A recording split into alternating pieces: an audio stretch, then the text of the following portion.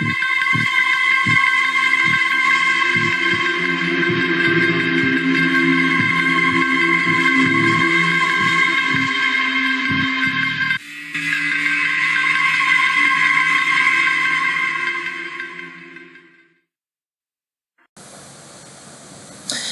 and welcome to another episode of Strange Stories.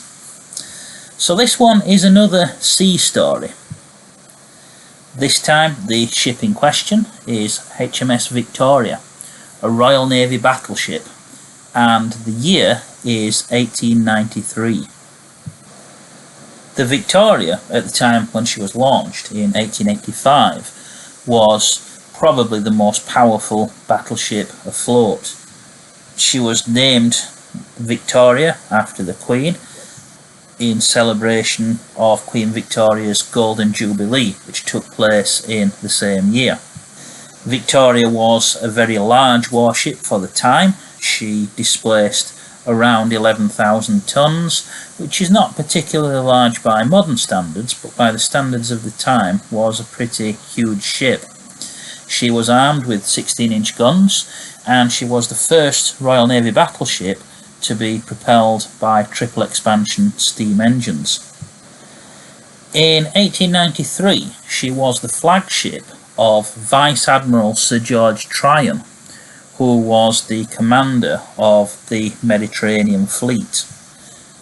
Now, Tryon was known as a strict disciplinarian, and he had a habit of ordering his captains and ships to perform difficult manoeuvres in order to keep them on their toes.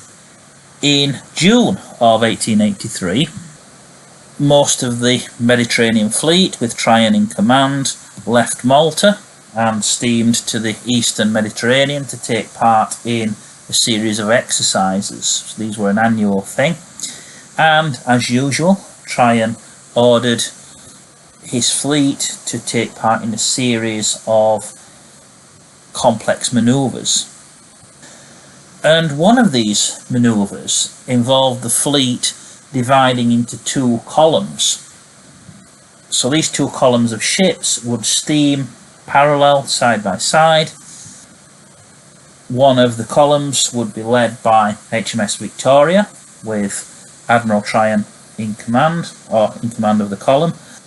The other column would be led by HMS Camperdown, which was the flagship of Tryon's deputy, Rear Admiral Albert Markham.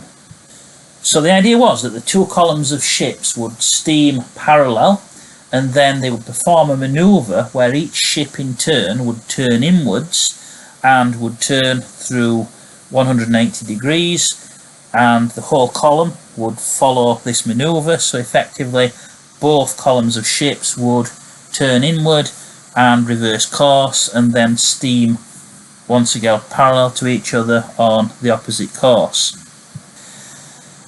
So again, this was quite a difficult manoeuvre to carry out, and it required precise coordination between ships. And remember, wireless wasn't in general use yet, so they had to rely on signal flags to communicate with one another.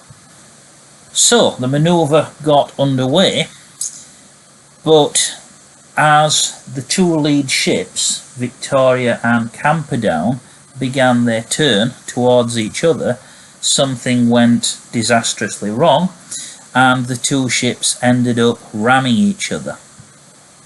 Exactly what went wrong is not entirely clear. The Board of Inquiry later found that the two columns of ships had been too close together to start with to make the manoeuvre safe. They were too close to perform the manoeuvre safely. But whatever went wrong, the result was disastrous. The Camperdown was fitted with a ram at the bow of the ship, as were many Royal Navy battleships at that time. It was expected that ramming would be a key tactic in any battle. And Camperdown's ram proved to be all too effective. It penetrated the side of HMS Victoria about 4 metres below the waterline, tearing a huge hole in the side of the ship. And despite all attempts at damage control, the Victoria subsequently capsized and sank. 358 men were killed in the incident, including Vice Admiral Tryon himself. According to some of the survivors, just before the ship went down, Tryon was heard to say, "It is all my fault." Back in London, while this tragedy was unfolding, the Admiral's wife, Lady Tryon, was hosting a party. And at approximately 3:30 p.m, a number of guests at this party observed the unmistakable figure of Admiral George Tryon walking across the drawing room. And at first they thought nothing of it, until one of them mentioned to Lady Tryon that it was nice that Sir George had been able to make it home in time for the party. And of course Lady Tryon replied that they must have been mistaken, because her husband was with his ship, with his fleet in the Mediterranean. But the guests insisted that they had seen Sir George, and some of them even claimed to have spoken to him, although it is not recorded whether he replied or not. And the really curious thing was the time that this incident occurred. So again, it occurred at approximately 3:30 p.m, and this was the exact time, according to Royal Navy records, when the Victoria disappeared beneath the waves. So, was this the ghost, the spirit of Sir George, making a final visit to his home, to his wife? Was he trying to maybe send a message? Or could it perhaps be a strange form of telepathy?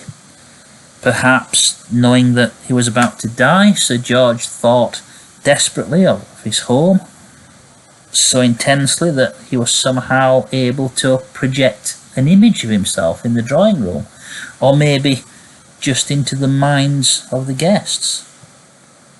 Who knows how these things work? In any event, the apparition was never seen again, and the mystery remains unsolved to this day.